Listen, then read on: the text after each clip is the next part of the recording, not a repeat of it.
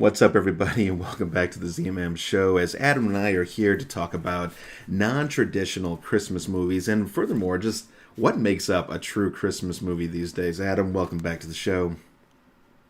Hey, thanks for having me, Mike. Be interesting conversation. Good time of year to have it. Let's see what people have to For say. sure, and definitely for those out there who did tune in, and there might not be many, but definitely comment and let us know what you think about some of the movies we talk about tonight. And what do you think? Like, do these movies put you into the Christmas spirit? Or, like, for instance, when you watch a movie such as, let's just throw it out there, Die Hard, and you know winter's coming, and you know that it's got all these Christmas elements inside of it. Like, does it make you feel all the more that, hey, this is Christmas time or whatever? Or is it more like, no, this is just an action flick that I could watch any point in time? And anyways, that's some of the stuff we're going to talk about tonight, and about half a dozen different movies that kind of bring us those kinds of thoughts. So, first off, just thinking about it, Adam, like, what do you think about Christmas movies? I mean, does it have to be a true traditional Christmas movie, when you watch it, or are there other movies that really put you in the spirit? So as far as Christmas movies go, I mean, there are movies that are obvious, like It's a Wonderful Life gets played every year. Elf is a more recent one. I I feel like I feel like that's kind of what we're trying to tackle in this is there are some movies where Christmas is definitely a part of the setting, but the overarching plot doesn't actually have all that much to do with Christmas. And I think that's why we call it non-conventional. I think it's still okay to call them a Christmas movie. I think we'll get into some of the details as to why later, but I think you can be a Christmas movie and still not be entirely about Christmas. It's just non-conventional, like we And said. that's true. And like I was just thinking about this the other day. So like when you think about certain movies, whether it be an action film or whatever like that, but yet has a lot of like Christmas elements, riddled throughout it. Like think about a movie like It's a Wonderful Life. Okay, I would call it a more traditional style Christmas movie because it's watched a ton around Christmas.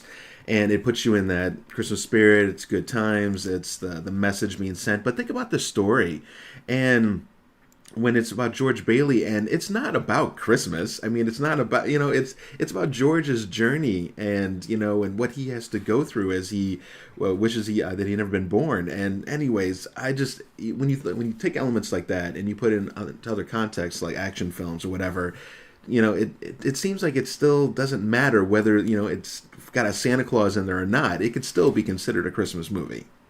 Right, and that was one of the movies that leading up to this, you and I had thought about mentioning as a non-conventional one, but I think we both decided that because it gets aired every year right around Christmas time, I think on Christmas Eve even, and it just people associate it so strongly with Christmas that even though the main movie's message isn't about Christmas, you can't even call it non-conventional anymore. So, like you said, maybe movie popularity has a factor as And well. no doubt does. And I think you even mentioned too that even when Die Hard was created, and the creators even said it was not meant to be a Christmas film, and I can understand that. I mean, I don't think anyone says, "Ooh, Die Hard, it's Christmas," But when you watch this movie, I mean, from the start, you have the very sinister type, hymn music, with the violins and so forth, and you got the little jingle bells kind of going and whatever. I mean, you're already starting to kind of feel this element. You're seeing the Christmas trees around. They're celebrating because of this big, I think, account that they closed or whatever, and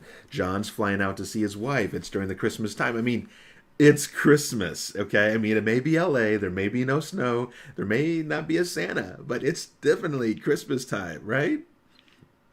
Yeah, and I think, like you said, they really established that it was Christmas Eve in the setting. They do it at the beginning, they do it throughout the movie. There are even times where the action starts to come down, where they take the time to remind you, yeah, this is still a Christmas party.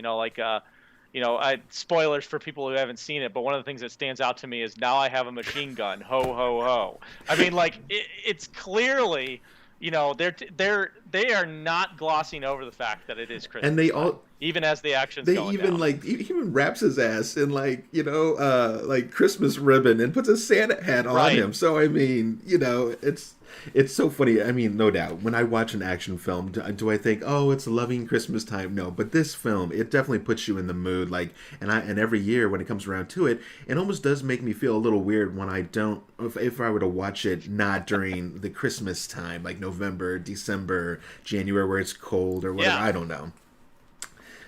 Well, it's interesting you say that because the movie, I think, originally came out in the summer. It wasn't actually a Christmas for time. We both looked at this website breaking down the data of when people watch Die Hard, and like the Wikipedia views of the movie skyrocket in December. So we are clearly not alone in thinking that it's a Christmas movie. That's crazy. Yeah, but it's definitely one of the fan favorites, I think, when you think about the non-traditional ones, which I don't know. I don't know what I don't like about that word, non-traditional Christmas movie. It's just like, why do I have to put all that extra verbiage in it? It's a Christmas movie. I don't know. How do you feel about that? Um, I think that a lot of your powerhouse Christmas movies, like your traditional, like, you know, although I don't know, we already said that It's a Wonderful Life really doesn't hammer in the idea of it being Christmas outside of the setting. The characters aren't necessarily. I guess they do talk about it quite a bit more than they do in Die Hard, but I don't know. To me, if the setting's there and it's referenced enough times, that's enough. Some hardcore traditionalists might disagree with me. That's why I'm throwing Die Hard in the camp, and I know that we have other movies we can throw in there as It well. is, and just to hit on a road too. Then when they came back and made Die Hard 2, again, it's still Christmas time again. I think I remember. I'm trying to remember exactly if Holly's flying in basically to see John. They're finally back together, and they're doing all their lovey-dovey stuff, which was a little sickening, but whatever. I guess it's maybe better than them bickering all the time, or maybe not. But again, it's still around that time. He's at the airport. I mean, they hit on it again, and I can understand why when they finally came up with Die Hard 3, they kind of said, okay, maybe enough of the cold setting. Let's get into a more modernized in the New York setting, the gritty kind of summertime, and it worked for sure. But anyways, I digress. Die Hard 2 was also set in that setting as well. Now let's talk about some others. Are there any other big ones that you come to mind before I mention the big hitters that I had on my list? So I know it was kind of an over the top, but I know, like, for instance, Batman Returns, the 1990 sequel that with Michael Keaton as Batman. I mean, it took place right around Christmas. There's even a scene in the movie where somebody says "Merry Christmas, Mr. Wayne." There's mistletoe. I think There's mistletoe in the movie. There's snow. I mean, there's this very outlandish plot about removing all of Gotham's firstborn going on as well. So I mean, it's not strictly Christmas, but there's a heavy Christmas element there, and I think it's fair to call that one a Christmas movie too. Yeah, it does. And I've seen that one probably, I don't know, a good 3 or 4 times throughout the years, and it's definitely one that kind of puts you in that cold setting and makes you kind of feel like, oh man, Christmas is right around the corner. One that really hits on me every year, and I think this is a masterpiece of a movie, and I think you said you've seen at least bits and pieces of it, is Trading Places. Yeah, I've seen it a couple times, here and there, and I mean, comedy. The comedy duo of Dan Aykroyd and Eddie Murphy is, I mean, it's tough to beat. There are comedy duos in the '80s that could come close or tie them, but beat them, that's tough. They were a powerhouse duo. I mean, and you know what? It was a time when things weren't. I'll just say, I don't. They weren't so serious, and we felt we could have fun. You could play around with the interracial relations. Even a couple of guys here. And the most unlikely of friends. I would really even call it. I mean, you got Dan Aykroyd, this pompous ass rich boy, whose life is so cush and everything's going right. You got poor Eddie Murphy, down on his luck, just hustling where he can, doing what he can to get by and this and that. And their lives get totally get swapped out. And interesting enough, Eddie Murphy does just as well in Lewis's role because let's face it, when it comes to the stock market, pretty much, monkeys could throw darts at boards and probably make the decisions. But either way, I digress. There is still some analytics to it all. But they're able to actually successfully swap lives. And it's just a great comedy to see how this all plays out. And not only that, but also, funny enough, Trading Places spans over Thanksgiving, Christmas, and New Year's. So technically, you got 3 seasons in there you can hit up if you want to. Yeah, and, kind of doubling, piggybacking off of what you said about Trading Places, it's I think the thing that's great about it, and probably one of the reasons why I like non-conventional Christmas movies, is they oftentimes succeed at other things. So Trading Places was not just a Christmas movie. It was a social experiment. You know, like it explored the idea of socio and economic boundaries and how they affect Yeah. us. And it was a comedy. It was funny. And that's not to say that there aren't just Christmas movies that are clearly Christmas movies that are funny. But I think both Die Hard and Trading Places, like we said, they both succeed on multiple levels. And I think that's what's so cool about There it. are just so many iconic scenes in Trading Places, and just especially if you were to rewatch it now and just have all those thoughts, and it takes you back to that era too, and maybe a little grittier times or whatever, but just all the characters are so interesting, and especially Ralph Bellamy, and I'm forgetting the other gentleman's name who plays. They're playing the Dukes, right? And anyways, just their whole demeanor and stuff like that, and the fact that they're just betting it over a damn dollar. I mean, what a couple of assholes, It really kind of hammers home the fact that they're just toying with these guys. That's all they're doing it for. So which makes them that much more despicable, which in my opinion makes them really good villains in this It movie. does. I just want to welcome some of the guys who just joined in. I got my brother-in-law Vince. We got Dustin and Manny. If you guys are still here, thanks for joining in, boys, and any girls for out there for that matter. Let me see here. Manny says Die Hard, definitely a favorite Xmas movie to me. And you know what, Adam? So did Dustin. He mentioned the same, and also Vince said it too. No, I see the comments on the right as well. Yeah, thanks guys for joining in with us, listening in. We really appreciate the comments. Glad you're with us on Die Hard, one of my favorites all time, and I'm totally with you. Definitely a Christmas movie. And I can totally watch that movie any time of the year, and I've seen it so many times. I swear to you, at least a couple dozen times, if not maybe more. I don't know what it is about that movie. It's just the one-liners. It was written so well, I mean. Yeah. And that was another thing too. I'd like to know if some of the guys are also joining in too as we switch gears for just a moment. In Die Hard 2, I almost felt like they were forcing. It was like the quips and the one-liners. They didn't strike and hit as hard. Like there's one part where John's like he goes, "How can the same effing thing happen to the same guy twice?" or something like that. As he's right. And but I mean, and they're meant to be funny and stuff like that. But again, they just never quite strike you like they did in the first one. What do you think about that? Do you remember any of those? I don't know. It's been a lot longer since I've seen Die Hard 2. I don't remember the quips offhand, Sure. but I think it comes back to what you were saying earlier. You talk about in Die Hard 3, they finally, Die Hard with a Vengeance. They finally decided to do something different. I think the problem with Die Hard 2 is it's the same thing that plagued a lot of the Rocky sequels that we talked about in a previous Sly versus Schwarzenegger event.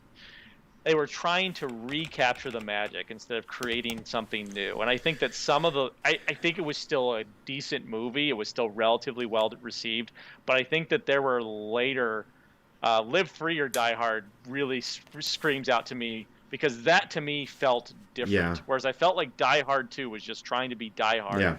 All over again. You're right. I think they're trying to copy a similar formula, and it's the curse of the sequels. I mean, they see they have that money maker, they want to go for the throat, and they want to grab it all, and it just kind of falls short. So no doubt, Die Hard 2, probably not the strongest in the series. I did love me some Die Hard with a Vengeance. On a side note, Samuel L. is stellar. I mean, it's a solid movie, solid 90s action. He's like, why do you keep calling me Jesus? He goes, he called you, do I look Puerto Rican to you? Yeah. Anyways, but yeah, so back to Christmas times or whatever. So we talked a little bit some Die Hard. We talked some Trading Places and all the great one-liners and the great powerhouse comedy duo between Dan Aykroyd and both Eddie Murphy. And you had Jamie Lee Curtis in there as well. I'm trying to think. I mean, there was a bunch of great names in that movie.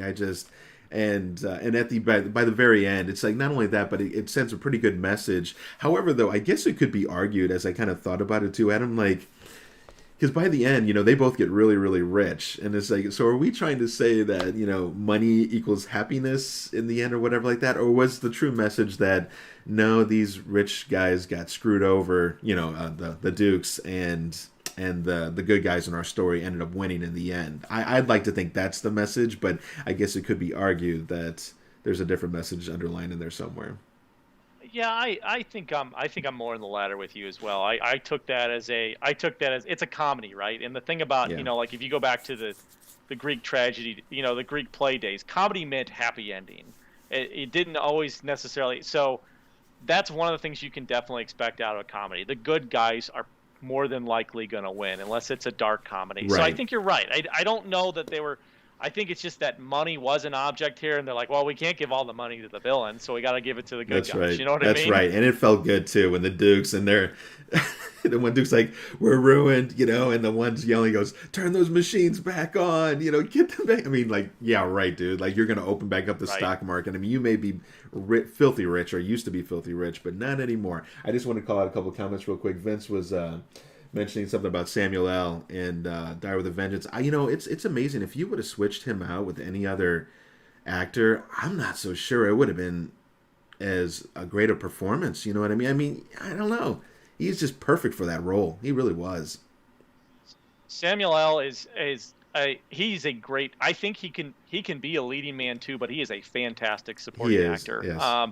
He just brings an element of I don't know how to say. He brings almost like a fierceness, but yet an approachable fierceness to any role he plays. And likewise, I also want to call out Manny for the icicle kill. You got kill scene. Do you remember that? Not too well, actually. So John, he finds the house that they're all hanging out at, the terrace or whatever, and he gets caught by one of the sentry guards, and they're all, I think, moving around or wrestling around or like that, and John's about to lose, and at one point, I think he looks up and sees the icicle. If I'm not mistaken, Manny, correct me if I'm wrong. And I think he grabs it, rips it off, and just jams it in the dude's eye, as I recall. I mean, it was a pretty violent scene for sure, but yeah, damn gnarly. It was pretty cool. Manny, correct me if I'm wrong on that, but I guess I was trying to think if it fell, but I'm pretty sure John broke it off and stabbed him with it. So. Yeah, I mean, like, great action scene at the end of the day. Like I said, I still don't think it holds a candle to the first one, but like I said, well received, still a solid movie. So I will say it. It caught me off guard, I think, when you ended up finding out that special military unit that was sent in was actually in cahoots with the colonel the entire time. That one caught me off guard. That was pretty good. And luckily, when you're younger and you're seeing a lot of these movies, things like that usually do catch you off guard. You don't see them fully coming. I mean, by now we've seen so much cinema in our days. It's very hard to catch us off guard and know who's going to throw a betrayal move in here, who's legit and who's not. I think it's a little easier these days to sometimes see it in film than it was probably back in the 80s and even 90s when it was in its heyday. Yeah, I feel like I've said before to people, I feel like modern movies almost feel the need to explain themselves sometimes. Uh-huh. So I think that it's harder to throw those misdirects in there when you're trying to make sure that everybody understands everything that's going on. For sure. So I totally agree. And then, so Manny did confirm. He goes, yeah, it was through his eye to the brain. So yeah, that's what I remember too. I've definitely seen Die Hard 2 a few less times, obviously, than Die Hard. But now that we've talked those two, pretty solid. Let's talk about another one that I'm sure many of us have seen, at least us older ones as well, Gremlins. Which, again, we don't have to talk all the details of it because I've probably seen it maybe, I don't know, 3 or 4 times throughout my days. I remember when I saw it when I was younger, and I was like, holy crap, what are these things? In fact, I saw an awesome meme, Adam, of the new aged elf on the shelf, and it was a gremlin dressed up in an elf stuff, and I'm like, yeah, I think that would scare the crap out of any kid, at least if it was, in real life. I mean, holy crap, man, those things were nasty. Well, and I mean, the original the originator of the Gremlins, like the Mogwai, I mean, that was effectively a Christmas present, wasn't it? It was, yeah, and so There is no denying that movie is completely set in Christmas. I mean, the whole town is decorated in lights. It's snowy. I think there's a Santa involved somewhere in between there. I mean, you got cute little Gizmo, which was just the most adorable little guy. He reminds me of the pre-Baby Yoda. I mean, right? If there was a comparison. That's a good analogy. But the fact that when you got him, I mean, and even all the rules were set in place But the young man, he couldn't keep to it all, and I think he ended up feeding Gizmo or whatever, which is when it unleashes these damn things. Which, I rewatched the movie some years back. I remember, and it was during Christmas time because I was like, "Hey, Steph, have you ever seen this movie?" And of course, she'd probably say to me right now that she doesn't remember watching it, probably because she fell asleep. But all the same, I remember when I was watching it, like it didn't have quite the impact on me now as it did in previous years, probably when I saw it originally in the 90s. And I've been finding that with certain ones that were beloved in my mind. And I was like, oh, this was such a great movie. I mean, Masters of the Universe, He-Man. I mean, what happened? You used to be so awesome. And then I watched it. Yeah, it's always... No, go ahead. Yeah.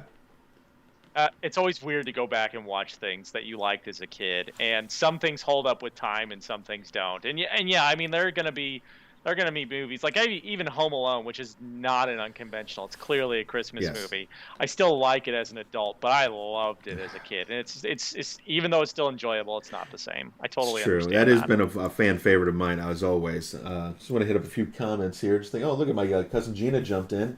So happy you brought Gremlins up because it was definitely a Christmas favorite. I mean, it is. I mean, and maybe a cheesy ass favorite, but maybe to some, maybe not. Maybe it just hits home. And by the way, those are some creepy ass little suckers running around. And one of the most famous iconic scenes. And again, I couldn't name all the scenes in the movie. Which you know what? I'm going to rewatch Gremlins this season. I don't know why. I'm just going to do it because I have it and I'm going to watch it. But there is a scene where the old lady, she gets in her little her chair that goes up the staircase. It's one of those automatic ones, and I can't remember exactly how it goes down, but one of the Gremlins messes with it and the thing goes freaking haywire and she flies out the gosh dang house, like into the street. Do you remember what I'm talking about?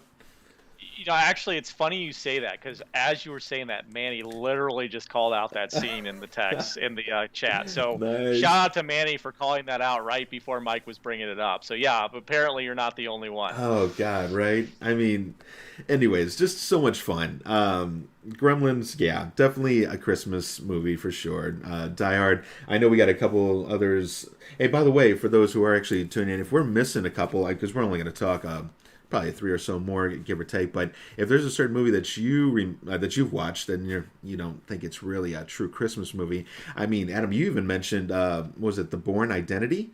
I mean, there's a part I think where he's near a Christmas tree or something like that. Now, mind you, The Bourne Identity is not a Christmas movie, I would say, but yeah, that's a little bit more of a stretch. But yeah, there are definitely like you're saying there are movies out there that have elements in it. I know that. A buddy of mine I was talking to earlier mentioned Iron Man 3 as a potential Christmas movie. So yes, I saw that. I saw a screenshot of Iron Man, and I guess it's been so long since I've seen that movie that I totally lost track that it was even set around Christmas time. Right. Yeah, so much has happened in the MCU, right? It has. Oh, good one, Brandon. Okay, good point. The Long Kiss Goodnight. Adam, have you seen that one? I have not actually. I've seen Small Soldiers. Manny just called that out. So real quick on The Long Kiss Goodnight, Gina Davis, just a knockout role for her. But basically, if you haven't seen it by now, sorry, I'm spoiling it. But the premise pretty much is that she is a suburban housewife. She's living her life with her husband and her daughter, and they're having great times. Well, ends up finding out she's had this amnesia for all these years and blacked it out that she's actually a super spy, like assassin. And this is not like there might be some small comedic elements, but this is an action film, but totally placed in a wintry Christmas time frame. I mean, there's Christmas lights. In fact, one of the bad guys gets totally nailed at the end of the movie, and he gets like wrapped up in all these Christmas lights or whatever. So I mean, it definitely puts you in the setting. I mean, if you're not feeling feeling Christmas, I don't know what you are. But little bit of similar to what's going on in Die Hard. No, it makes sense to me. Yeah, and I guess you're right. Like Manny brings up Small Soldiers, and I remember, that was, it was around Christmas time. That's why these things were coming out. So that's an excellent very good. And I never saw that one. Is that one worth checking out, Small Soldiers? I would say it's decent. Manny, if you love it, sorry, I didn't hate it. It was decent. I'd give it somewhere in the 6 to 7 range. That's watchable though. 6 to 7 is watchable. Yeah. Yeah, it's decent. Okay. I noticed John was my buddy John. Gluteus Maximus, as I know him, on the old Yeah. gaming webs. But Planes, Trains, and Automobiles considered are basically traditional and non-traditional. So let me say with that. So it's interesting because technically, Planes, Trains, and Automobiles is a Thanksgiving movie. I mean, if you want to truly set it in its genre place, it's Thanksgiving. He's trying to get home for Thanksgiving. But, I mean, when you think about the very ending scene, which is just an amazing scene, and we just watched it the other night. I watch it every year with my wife. In fact, we had the family over to watch it, and it was just a great time. We're all feeling good. But there's that scene, and they're walking down the street. Steve Martin on one side and John Candy on the other side, and they're both carrying his big old luggage case, and it's snowing. It's just a beautiful, picturesque time. So, I mean, it makes you feel around the Christmas. And I was reading some fun facts on that, just for a little trivia out there. Apparently, in a lot of the scenes when they were doing the movie, it was actually so warm, they had to actually port in snow and lay it down so they could shoot their scenes. So in a lot of scenes, you may notice the snow kind of melting in areas and this and that. It's because they had to lay it down. And in fact, sometimes when they were getting it in, the snow was melted by the time it arrived. I mean, think about it. You're trying to truck in snow. I mean, how ridiculous. But if you want to try to get it done. And it was such a warm wintertime in Illinois when they're trying to shoot it, because it's placed in Chicago, right? That's where they're trying to get back to. That they had to move the beginning venue to New York because it just wasn't cold enough to actually. So that's why they end up, the New York when they're. Remember when he races Kevin Bacon down the street, which is also another amazing scene. That's just a great movie. Just a great movie. Yeah, and I'm gonna second you. Thanksgiving movie, but it crossed my mind. I had to do a double take. I'm like, was Planes, Trains, and Automobiles Thanksgiving or Christmas? Because it was one I wanted to talk about. So yeah, good call, John. It's Thanksgiving, but worth mentioning nonetheless. He also put out. He said The Bourne. It's Christmas movie. he put a link about how it's the best Christmas movie ever. You know what? And it's been some years since I've watched The Bourne, which it's funny. I came across on my movie list the other day. I'm like, I have to watch those again sometime. They were great movies, so I may have to rewatch. It may change my mind, but I remember it was cold in a lot of the scenes. But I don't know if I fully thought like, ooh, it's Christmas time. I need to put on the Bourne identity. Yeah, the thing to me about the Bourne movies is even if they're set in Christmas time, Jason Bourne is so disconnected from society that it's hard to say that anything about him has anything to do with the holidays, even if it clearly is Christmas time. But just because I think that doesn't mean other people can't view it that way. True. That's true. To each their own. I noticed we have a newcomer, Brad Forster. He said Platform is a Christmas movie. I have to be honest, I've never heard of it. Yeah, I haven't seen it either, Brad. Feel free to leave some things in there. Tell us what it's all about, because unfortunately, neither of us can talk about it. Yeah, but I'm always open for new movies in general. I love alt cinema. I mean, in fact, I don't think about going back and actually watching older films. Like my mom, she loves like the old actresses and actors, and she always name certain names. She'll be like, "Oh, that's so and so," and I'm just like, "Yeah, I don't know who that is or whatever." But I'm really tempted to maybe go back and actually watch some of those old, maybe 50s and 60s films, because there is some really old and neat cinema that's out there, and I guess it's kind of like in a treasure chest, and not all of them are that great, but it kind of gives you an understanding of where film came from. You know what I mean? To give you a really broad understanding. Yeah, no, and I can tell you, I've gone back and watched several older movies, 50s, 60s, and I can say that there's an art of subtlety that's present in a lot of older movies that's missing today, that if you pay attention, you're really rewarded by. And it's just like, there are a lot of things that are just implied and not stated. And I think if you catch them, it really adds to the experience. And Mike, before you go again, I want to give a call out to John. Good call on the Christmas tree scene with Jason Bourne. I got nothing. It's true. As I saw it over there, I mean, it is true. There are Christmas trees. But, so let's get back to that thought for a second, because when we started earlier, some of them might have missed that conversation we had in the first few minutes of the show. But what truly constitutes a Christmas movie? I mean, does there just have to be a Christmas tree in one scene of the movie to make you feel like, oh, it's Christmas time? Or does it need a little bit more backbone? I mean, let's face it. When you think traditional Christmas movies, I'm thinking Elf, National Lampoon's Christmas Vacation, Miracle on 34th Street, Home Alone 2 for that matter. I mean, Those are a lot of the big time classics, and there's many more. I mean, I'm only breezing over the top blockbuster ones, if you want to call them those.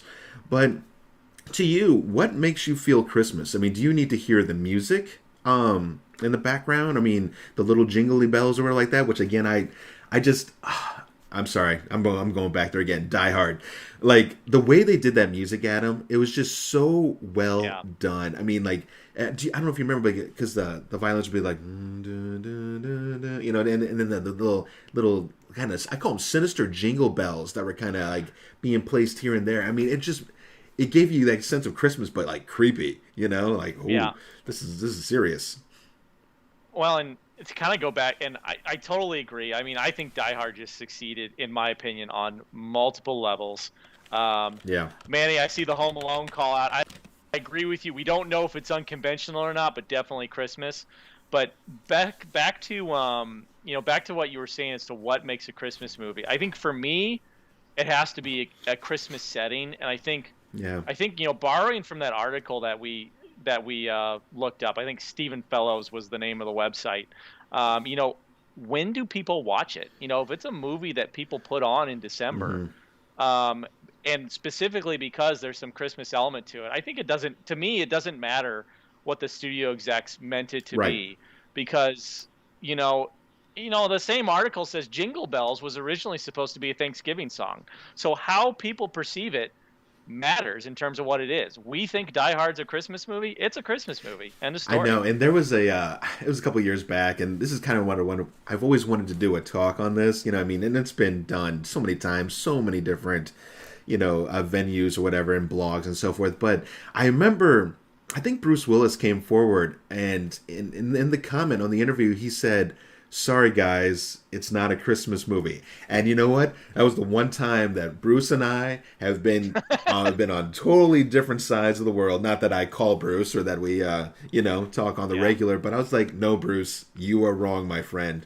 You are wrong, Leonidas. You are Well, wrong." and ultimately, I think Bruce Willis is, for a guy who's an action star, he's a fantastic actor. He's been in a lot of different roles over the Yeah. years.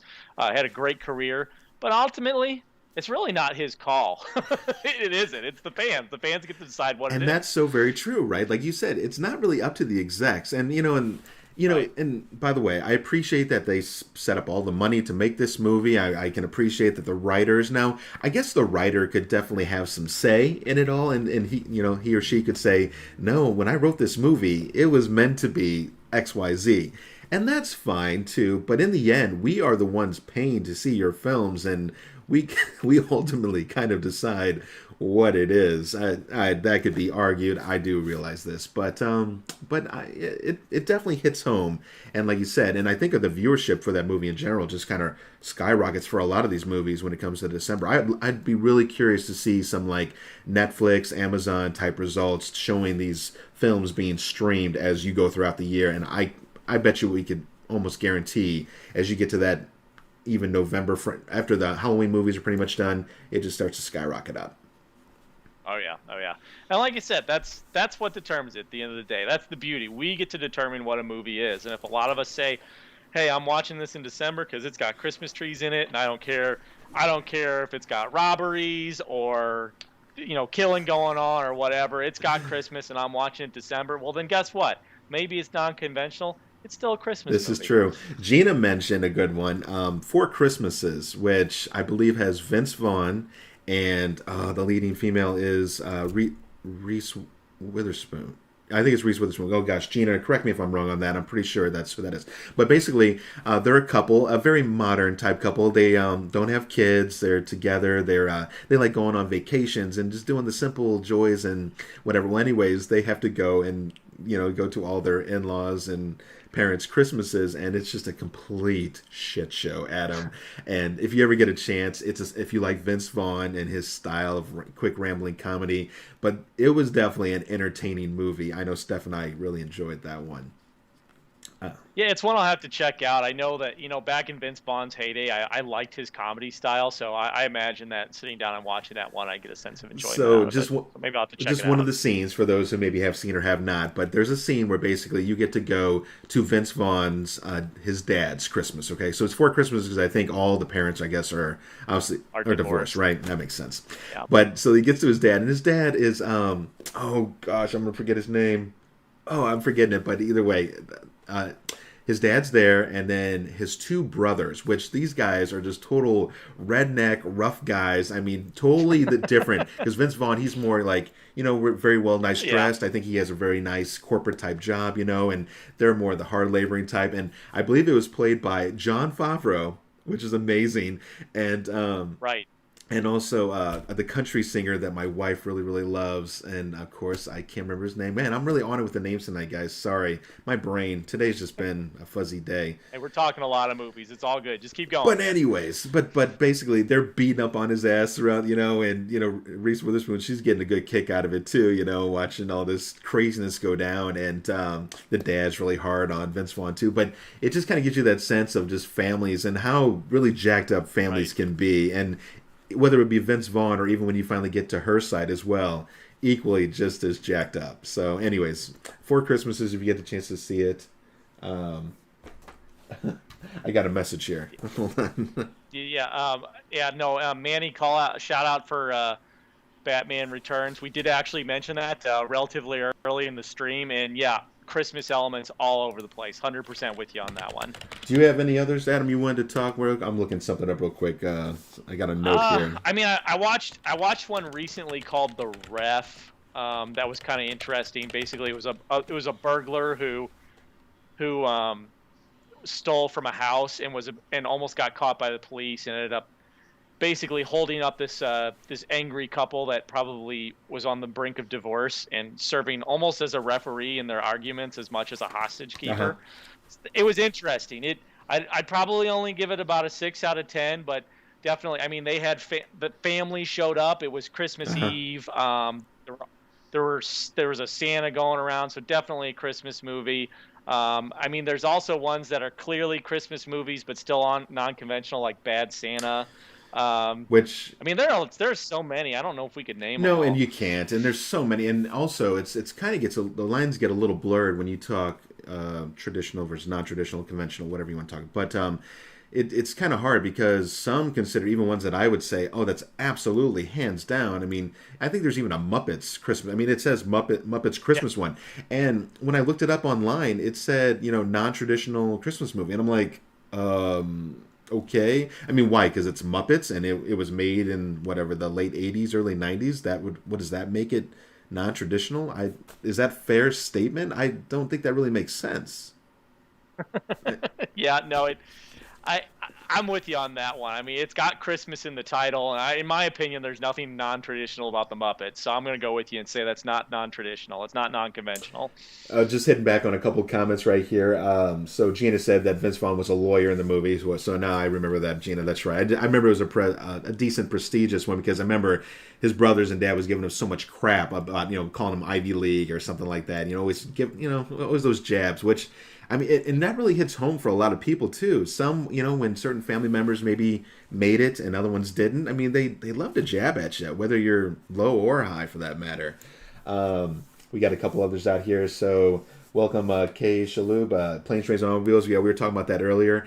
Definitely, it's Thanksgiving for sure. It's right on the cusp of Christmas, so it could easily be argued. I wouldn't say you're wrong, no way. And it's just a great feel-good movie. So if you're just looking for just a solid, I want to watch a movie, laugh my butt off, and feel heartwarmed at the very ending. I mean, that scene with John, God bless John Candy, and all the great film he gave us throughout the years. I mean, his looks, especially those shots sometimes at the very end, where they freeze frame him. They did it in a couple of different films, and one includes Planes, Trains, and Automobiles, and there's just a scene, and maybe you guys can start playing the music there, because I think it's Every Time You Go Away, You Take a Piece of Me with You. I forget who made that song, but There's a scene where basically Neil, which is Steve Martin's character, kisses his wife after the reunion at the end, and the camera goes back to John Candy, and he squeezes his hat with his hands just ever so, because he's thinking of Marie, his wife. Yes, after we find out she was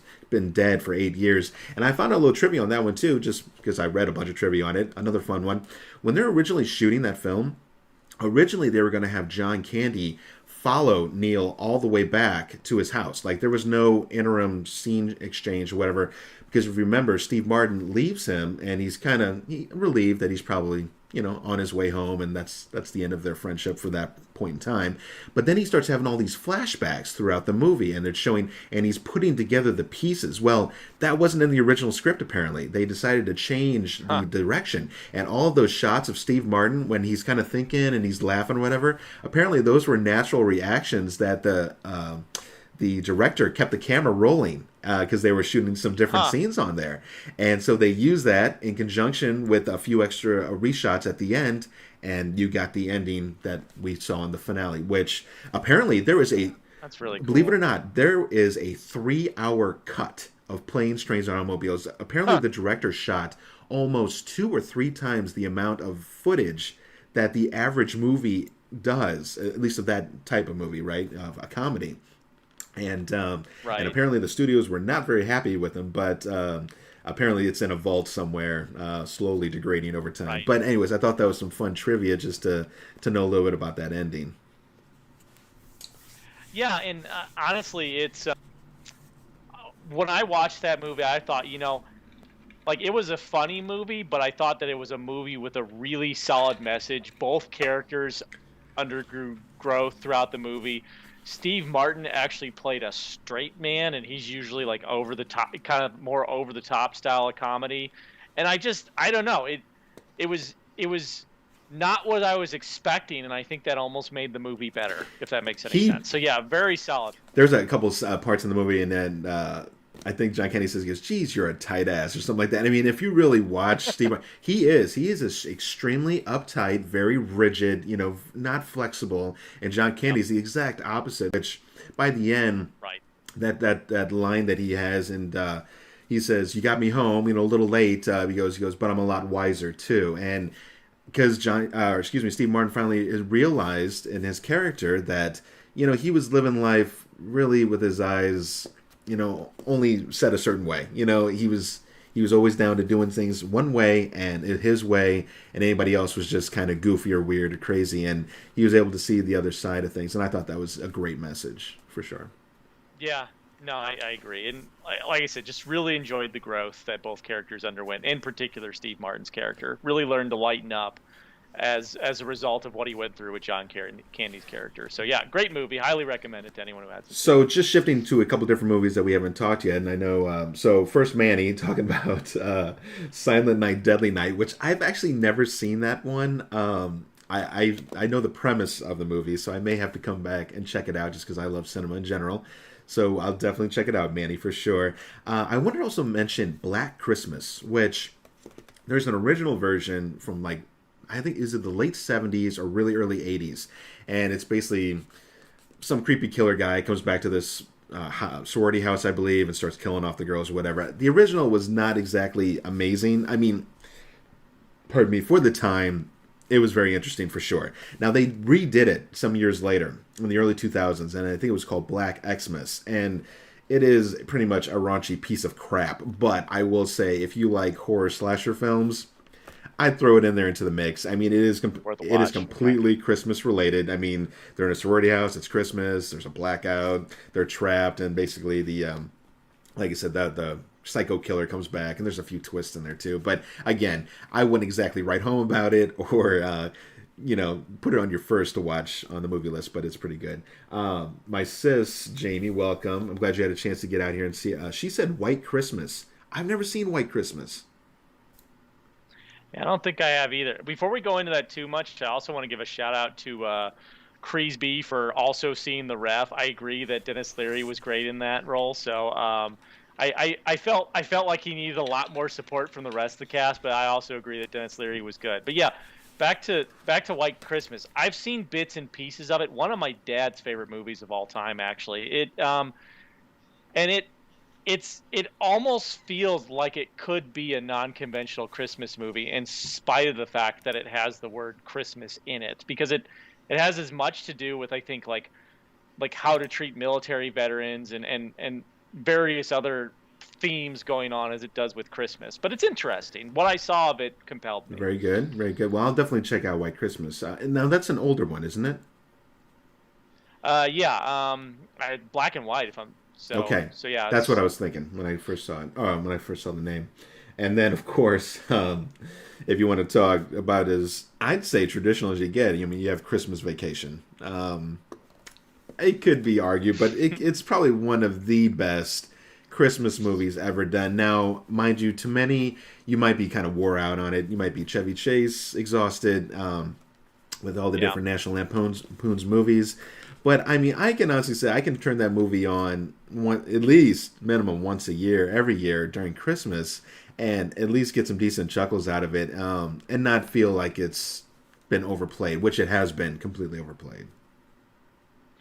Yeah, I think the thing about it is anybody who grew up in suburbia can totally relate to what's going on in that movie. Just so many aspects of it. The going crazy over Christmas lights, the family members coming over. Like there's just so much where, and it like they make fun of the things that you like maybe you don't like about Christmas and you don't talk about as much. And I think that's what makes it enjoyable. I made a I made an edited version for the boys to watch because obviously there's a few scenes that they get a little mouthy with the words or this or that, and through the years they've been able to take on a little bit more, but yeah, seeing their reactions and Mason's, hearing him quote some of the Chevy Chase lines, and is your house on fire, Clark? No, Aunt Bethany, those are Christmas lights.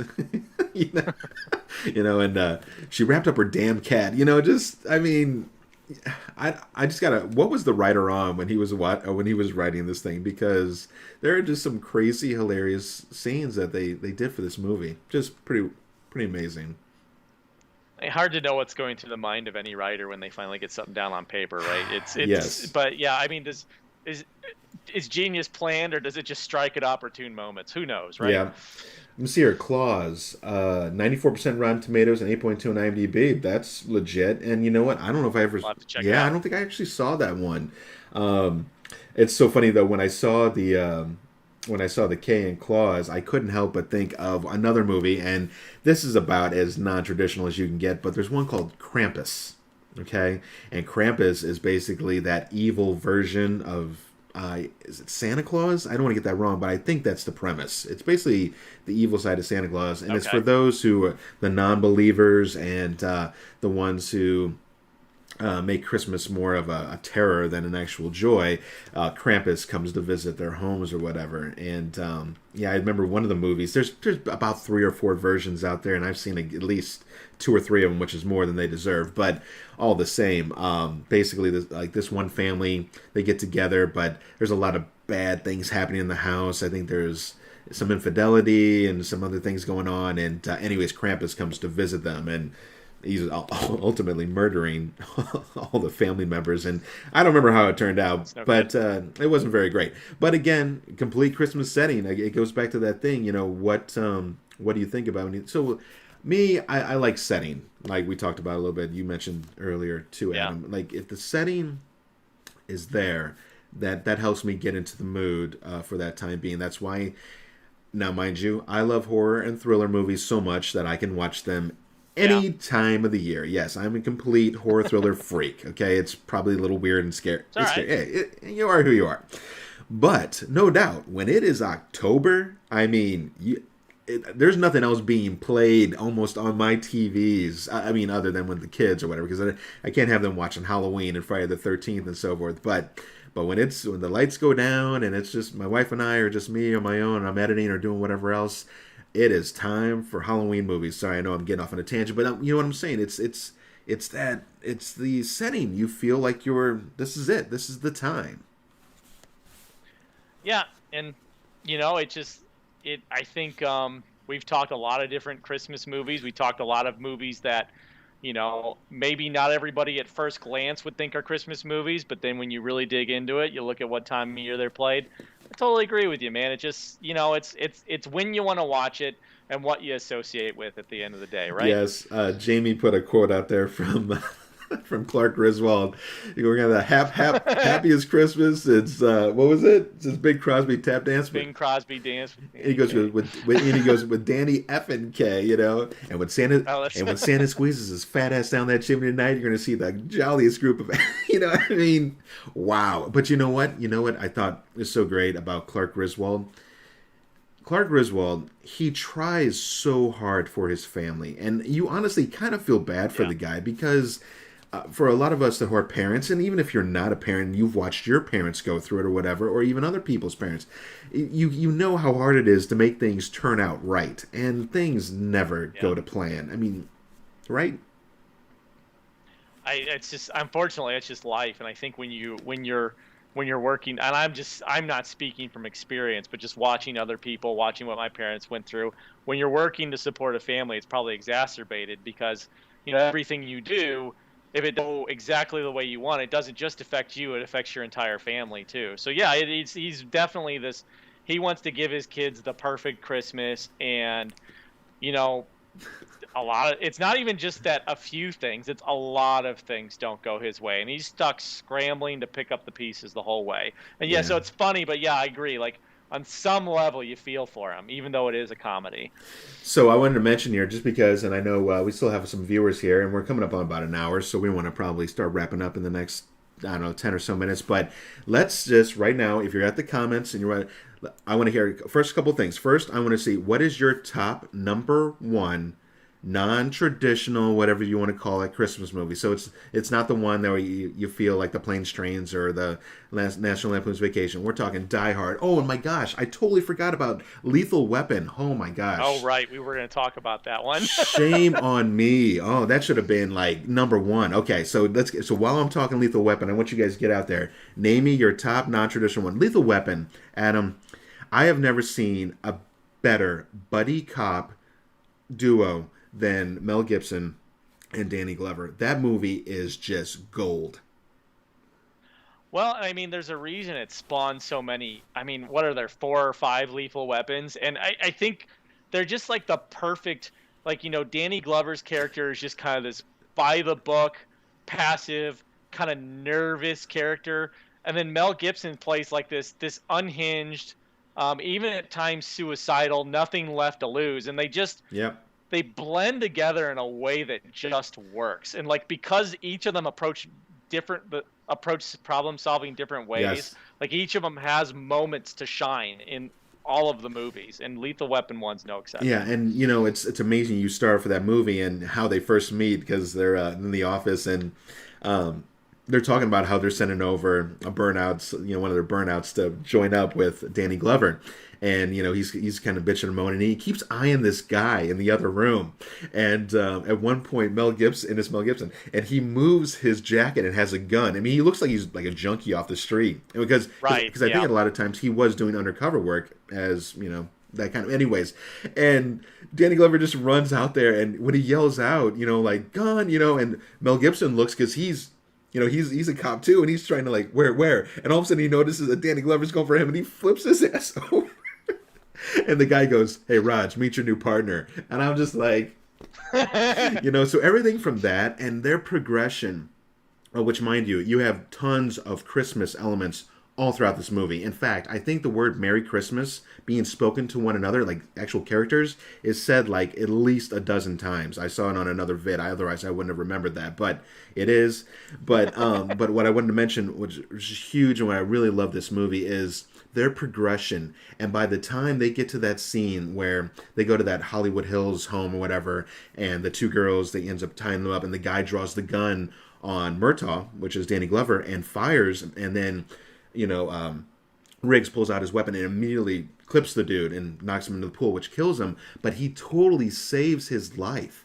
And you want to talk about a dynamic change, like almost instantaneously. And by the very end of that evening, there's a scene with Riggs is getting dressed, and he's just shaking it off like it's just another day in the life, And Danny Glover's like, you saved my life, and Danny Glover kind of goes, or Mel Gibson says, "I bet you that was hard to to say, and then Danny Glover goes back, "You'll never know." And but from then on, you see this relationship build and how Danny Glover gains this huge respect for Mel Gibson's character. And I know Mel Gibson. People can say what they will. I know the man is outside of his acting career has made some interesting choices in his later years, but God bless him. In his earlier days, that dude was just on fire with these movies. He is fantastic in this movie.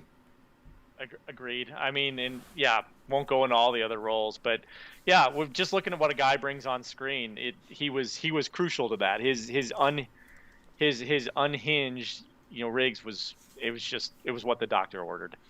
So Adam, let's see here. So as we finish this up here, what would be out of the ones we kind of mentioned tonight? And I know there's kind of a mix between action, even horror, and also comedy, and all kind of in between. What would be if you had one movie to go to and watch during your holiday season, out of the ones like we kind of mentioned, what would you choose? It's Die Hard. It's Die Hard. I love that movie. Yeah, I think I'm gonna have to agree. Lethal Weapon is a damn close second for me, but just because I grew up watching both of those almost, side by side. Solid choice. But Die Hard, the one-liners, he's gold in that movie. And by the way, Alan Rickman as Hans. Oh, yeah. I mean, could you have gotten a better terrorist or villain, for that matter, to play? I mean, the guy is he's so, articulate, but yet ruthless. Yeah, and I think that's what was... I wouldn't even know where to start when I talked about things that were done well in that movie, in my opinion. I mean, in terms of, I loved the fact... I think the thing that I really enjoyed the most is that, contrast to what a lot of 80s action stars were doing, John McClane was just this everyday cop stuck in a bad situation and just trying to think his way through everything. He wasn't some superstar. He wasn't like, a previous Green Beret or anything like that. He was just a normal guy there to see his wife stuck in and I loved that dynamic. Mm-hmm. And there's just this element of survivalism, and yet he's got this sort of cockiness to him at the same time. It was just watching him struggle through that experience was so cool. But then the supporting actors, not even just Alan Rickman, were all fantastic in my opinion.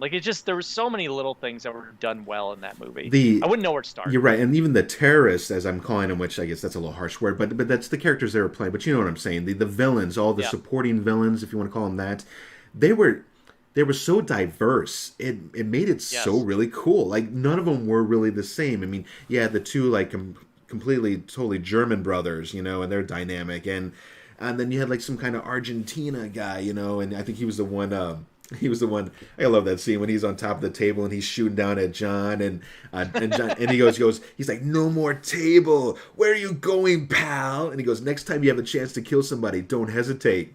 And then and all of a sudden you hear a click as he loads, and all of a sudden you're, and John just unloads on this dude, and of course the classic line, "Thanks for the advice."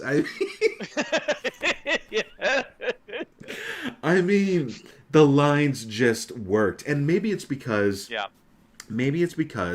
it's one of those first movies we saw where the lines were so well done and the quips were so great that every other movie, whether it be Die Hard 2 or anything else down the line, just didn't quite live up to it all. I mean, let's face it, when it comes to quips, I mean, who do you think of? I think of Arnold Schwarzenegger, Predator. Yeah. As he throws the knife at the dude, you go, "Stick around," or other movies where it's like, "Don't lose your head," and some dude gets decapitated. I mean, those are the quips, but they're cheesy. I mean, his just felt genuine and kick-ass, like you said. I mean, this dude owns.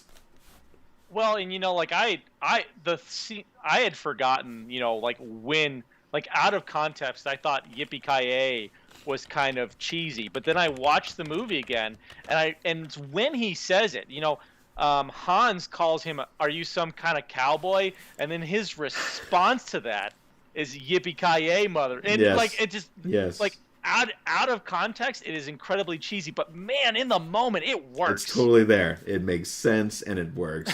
So, Oh, just some great movies, great cinema, and furthermore, great Christmas movies. I think you guys can fully Yep. see, and you probably knew from the start of this video, where we probably where we lied with when it came to Yep. where the Christmas movies are.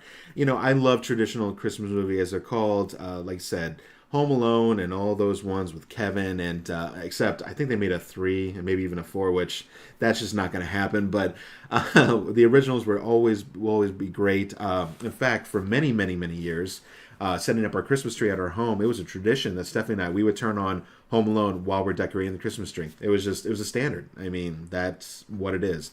So that's when I think of traditionals, those ones that are your immediate go-tos. And Elf, even Elf, I didn't even actually see Adam until many years. I think it was a 2004-ish release. I may be a little bit off on that one, but it was around there. And you know what? I did not see that movie until like, it was ridiculous. It was like 20, I don't know, 11, 2012.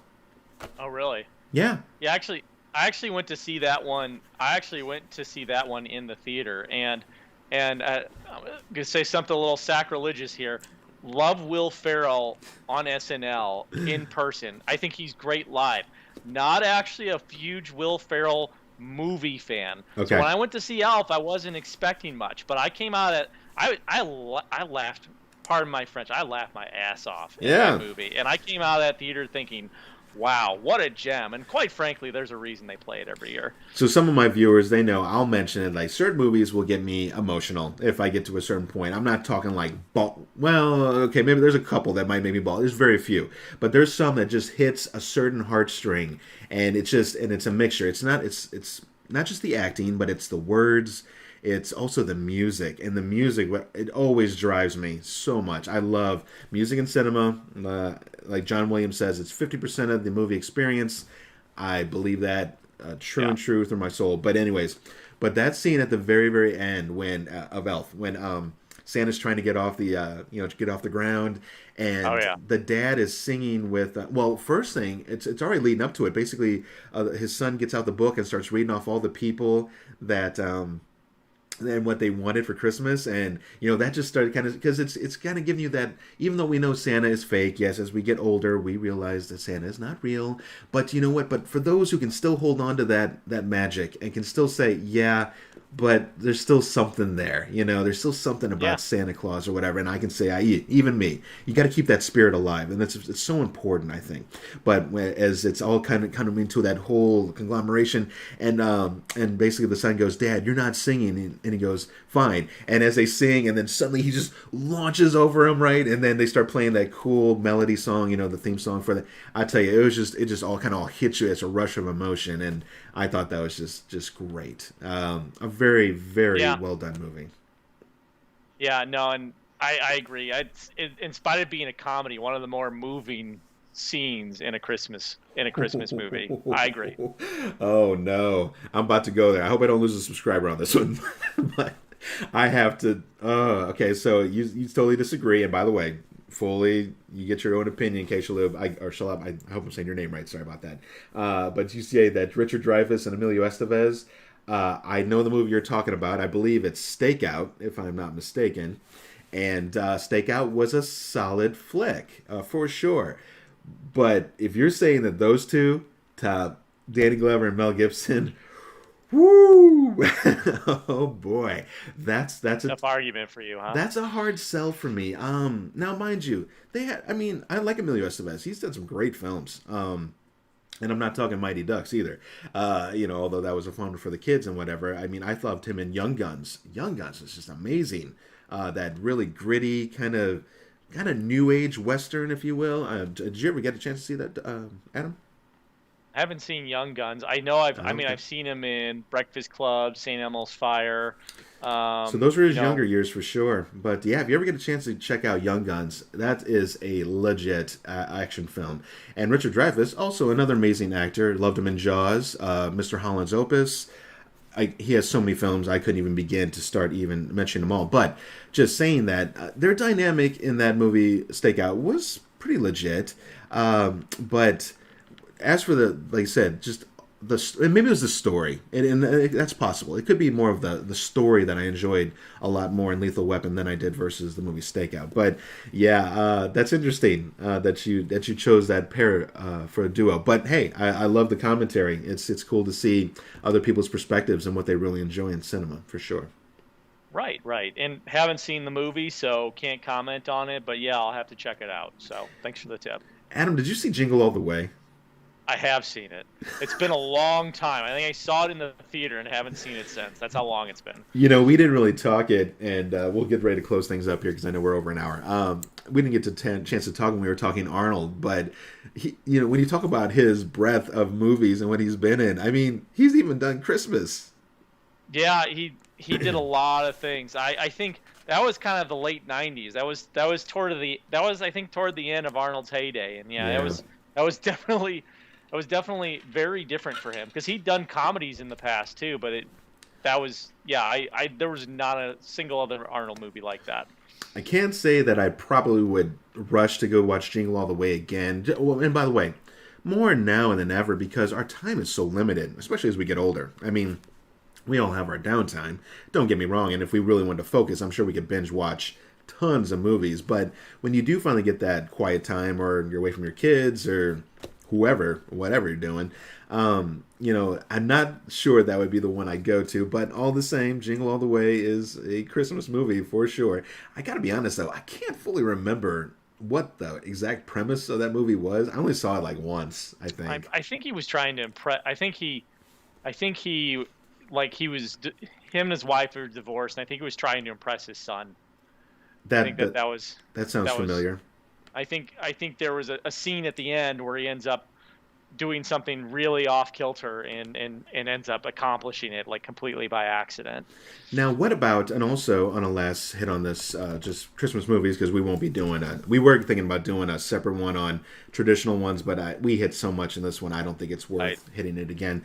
But what about the guy who played is it Home Improvement? And Tim Allen. Santa Claus? Yeah, the Santa Claus. I forgot about that one. I think that was one I also saw in the theaters, and it's been so long since I've seen it that I don't even think I could comment on it. Well, and we won't get into it too deep, but I do remember, even though it's not one of my favorites, it's a very heartwarming, I think, Christmas type movie for sure. And they even made a second and a third, which I saw pieces of the third. I think I watched the second, and they were entertaining. And I think that's the point. As long as it's entertaining, that's a good thing, right?